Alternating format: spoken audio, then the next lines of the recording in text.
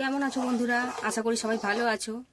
আবারও চলে এলাম মায়ের রান্নাঘরে নতুন একটা রান্না নিয়ে। তো আজকে আমি বানাবো লাউয়ের পায়েস। তো চলো দেখে নাও কী করে আমি বানাই। সবার প্রথমে দিয়ে দেবো কড়াতে লাউ। এক চিলতে লাউ আমি নিয়েছি, এইভাবে ছোট ছোট করে কুচি করে নিয়েছি। এইভাবে দিয়ে দেবো সামান্য পরিমাণ জল, কারণ লাউ থেকে জল বেরোবে। স্বাদ অনুযায়ী নুন। এবারে ভালো করে নাড়িয়ে চাড়িয়ে লাউটা সেদ্ধ করে নেব।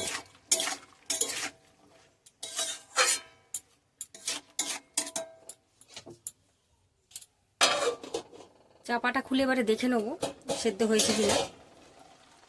তো বন্ধুরা, তোমরা দেখতেই পাচ্ছ লাউটা গলে গেছে। এবারে খুন্তির সাহায্যে এইভাবে একটু গালিয়ে দেবো লাউগুলোকে।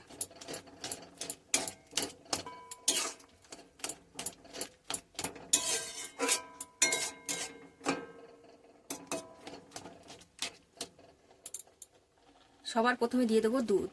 আমি আগে থেকে গরম করে ঠান্ডা করে রেখে দিয়েছিলাম। কাজু কিশমিশ আর দুটো ফাটিয়ে রাখা এলাচ। চিনি, চিনিটা যে যার বুঝে দেবে, যেরকম যে মিষ্টি খাবে। আতপ চালের গুঁড়ো ছোট চামচের 4 চামচে।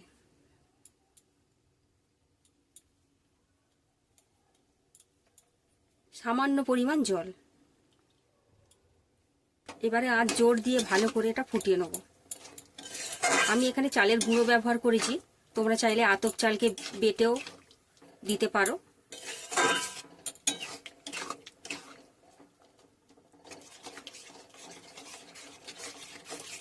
এইভাবে নাড়াতে থাকবে।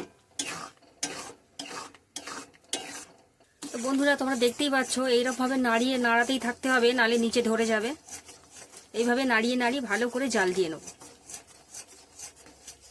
লাউয়ের পায়েসটা আমাদের হয়ে গেছে, এবারে নামিয়ে নেব। তো বন্ধুরা, রেডি হয়ে গেল লাউয়ের পায়েস। তো এইভাবে বাড়িতে বানিয়ে খেয়ে দেখো, আশা করছি ভালো লাগবে। তো ফিরে আসছি কোনো নতুন ভিডিও নিয়ে।